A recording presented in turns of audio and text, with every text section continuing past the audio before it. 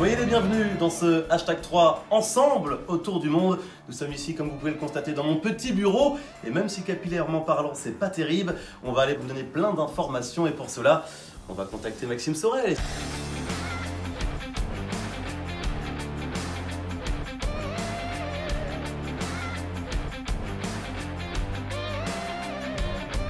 Comment il va mon Max depuis tout ce temps? Bah écoute, ça va super, vas-y, merci. On est de retour à l'eau, très content. En fait, je me rends compte que ça a commencé à me manquer. Là, ça fait à peu près 5 mois et demi que j'ai pas navigué sur le bateau, donc très heureux. Alors comment ça s'est passé pour toi la période de confinement et comment se passe actuellement la période de déconfinement pour toute la team VNB Mayenne? Bah écoute, la période de confinement s'est plutôt bien passée. On a mis à profit le temps qu'on avait pour faire la partie administrative plus de la préparation du Vendée Globe. Tout ce qui est fiche de procédure, mode opératoire, de réparation, de remplacement de pièces. Il faut savoir que c'est une course en solitaire, sans escale et sans assistance. Il faut pouvoir être capable de tout imaginer en scénario et être capable de tout réparer. La période de déconfinement forcément très bien, puisque là ça y est, on est à l'eau, donc on avait repris un peu là où on s'était arrêté, et là on démarre les navigations techniques. On a le droit d'avoir quelques images là, tu peux nous en montrer?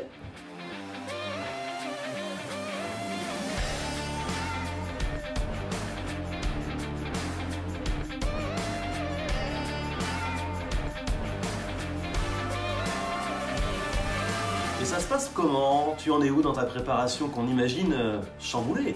Mais oui, effectivement, hein, on devait prendre part à 2 transats en solitaire. Ces courses étant annulées, on a un peu revu le programme de la saison. Là, on est vraiment sur la partie navigation technique.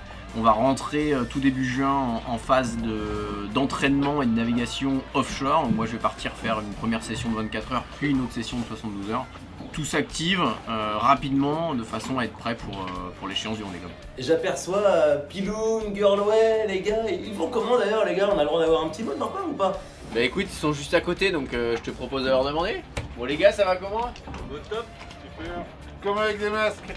Après si longtemps sans bateau, Max, tu réussis à retrouver tes marques? C'est vrai que ça fait bizarre, pendant le confinement j'ai fait 1 mois et demi sans voir la mer, ça m'était jamais arrivé. Depuis que le bateau est arrivé au Brésil après la Transat Jacques Vabre, on n'avait pas navigué sur le bateau depuis. Entre temps j'ai pu naviguer sur d'autres bateaux heureusement, mais c'est vrai que là en nombre de 1000 cette année on n'en a pas fait beaucoup.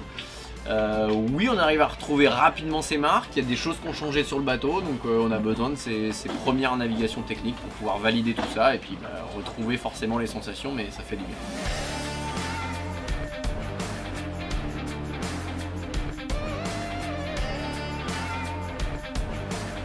Et pour conclure, quel est ton programme sportif de l'année? La grosse course en fait de la saison un peu modifiée, ça va être la Vendée Arctique Sables d'Olonne, donc la course en juillet qui est une course en solitaire qui fait environ 3600 milles. On va partir des Sables d'Olonne, on va aller virer un point en Islande, donc on va passer le cercle polaire et ensuite redescendre sur une bouée qui est un peu au nord des Açores, puis arriver aux Sables d'Olonne.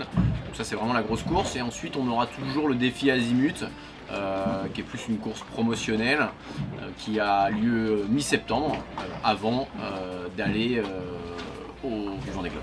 Et au vu du contexte, nous sommes dans le flou, naturellement, nous n'avons pas la date du prochain hashtag 4 ensemble autour du monde. Mais en tout cas, restez connectés sur les réseaux comme toujours et notamment suivez la page Instagram Team VNB Mayenne.